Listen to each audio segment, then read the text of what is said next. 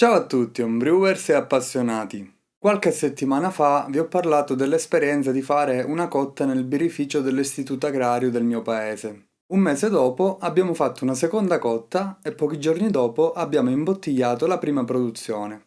Vi racconto com'è andata.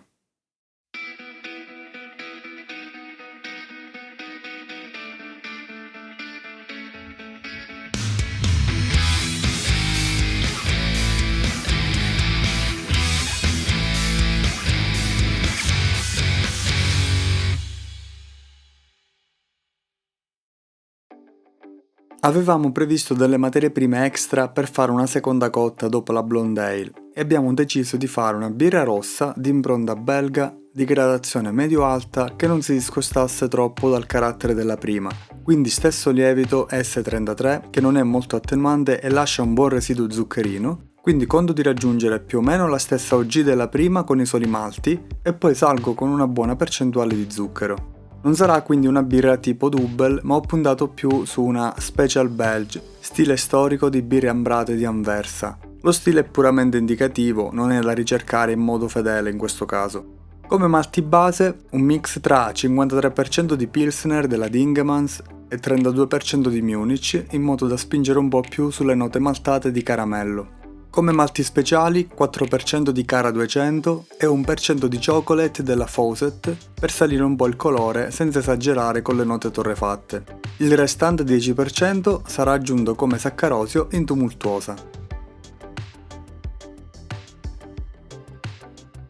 Abbiamo riempito il tino di mash con 137 litri di acqua e avviato il programma di ammostamento. Contemporaneamente avviamo la macinatura dei grani già pesati il giorno prima, con questo mulino ci vorrà quasi un'ora. Aggiungo i sali all'acqua perché stiamo usando un'acqua parzialmente osmotizzata con poco calcio e 2 kg di lolla di riso prima del mash-in. Facciamo il mash-in, il primo step di ammostamento è di 60 minuti a 63 gradi. Questa volta abbiamo regolato le pale perché la volta scorsa, lavorando con un batch un po' più piccolo, la pala superiore usciva fuori e di fatto non serviva a nulla. Con qualche correzione con acido lattico ho portato il pH a 5.4, il secondo step di saccarificazione a 70 gradi per 10 minuti e infine il mash out a 78 gradi di altri 10 minuti.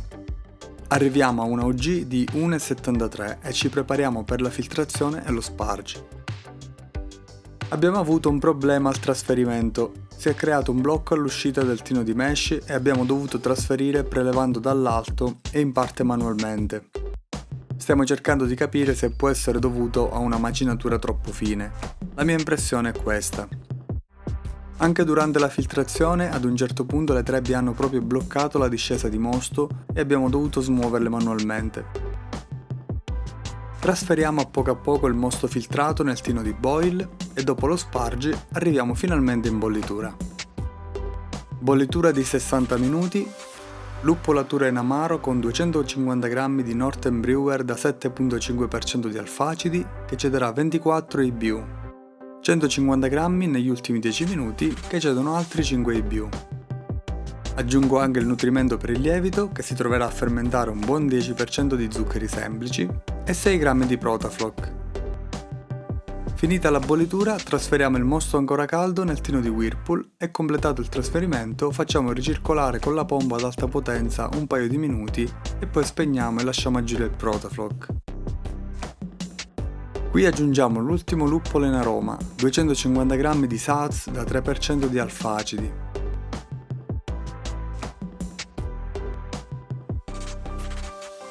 Dopo circa 30 minuti avviamo il trasferimento in fermentatore passando dallo scambiatore, impostando una bassa velocità della pompa.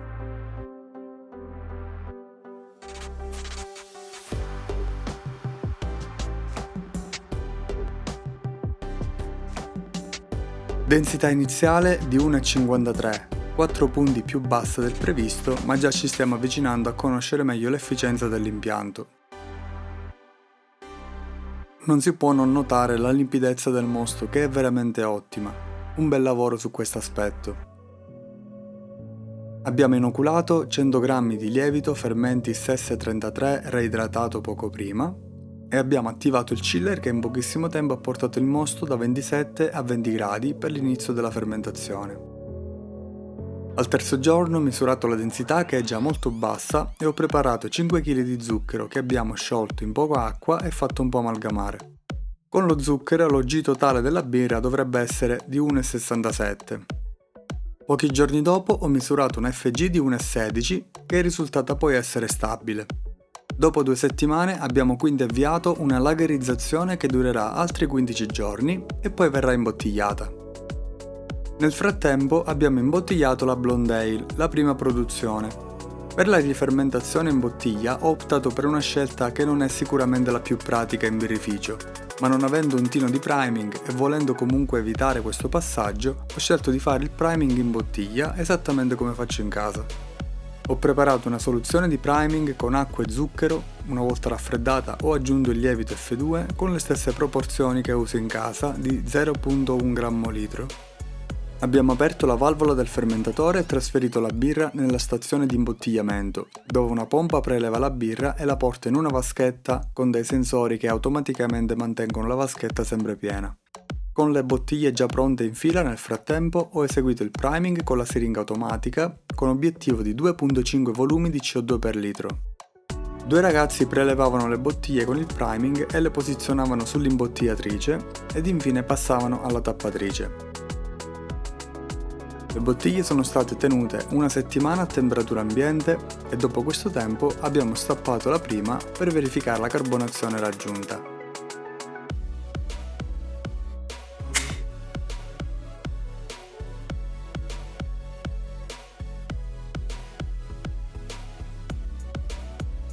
Con un OG di 1,54 e un FG di 1,19 abbiamo raggiunto 5% di volume, che era l'obiettivo prefissato in principio, ma numeri a parte la birra che è venuta fuori è buona e mi sembra priva di difetti.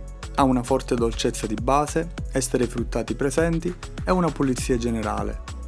L'amaro riesce a bilanciare lasciando comunque in bocca un po' di dolcezza. Come prima birra in birrificio mi posso ritenere abbastanza soddisfatto. La birra verrà presentata ufficialmente a breve e speriamo che possa essere l'inizio di una bella realtà per la scuola e per il territorio. A breve imbottiglieremo anche la rossa e penso di seguire lo stesso procedimento per quanto riguarda il priming e l'imbottigliamento, ma ci tengo anche a sapere il vostro parere. Vale la pena fare il priming in bottiglia per ridurre l'ossidazione? O cambierebbe poco se facessimo il priming in un tino apposito? Fatemi sapere sotto nei commenti. Se ci sono domande o dubbi chiedete pure, se il video vi è piaciuto lasciate un like e se siete nuovi del canale invece o se non l'avete ancora fatto vi invito a iscrivervi al canale per rimanere aggiornati sui prossimi contenuti e vi invito anche a dare un'occhiata alle mie playlist dove trovate la serie di video su come fare la birra in casa partendo dalle tecniche più semplici a quelle più avanzate e i vari procedimenti, i video sulle mie cotte e i video sugli assaggi delle mie birre fatte da me e dai giudici esperti nei concorsi a cui le mando. Grazie e ci vediamo al prossimo video.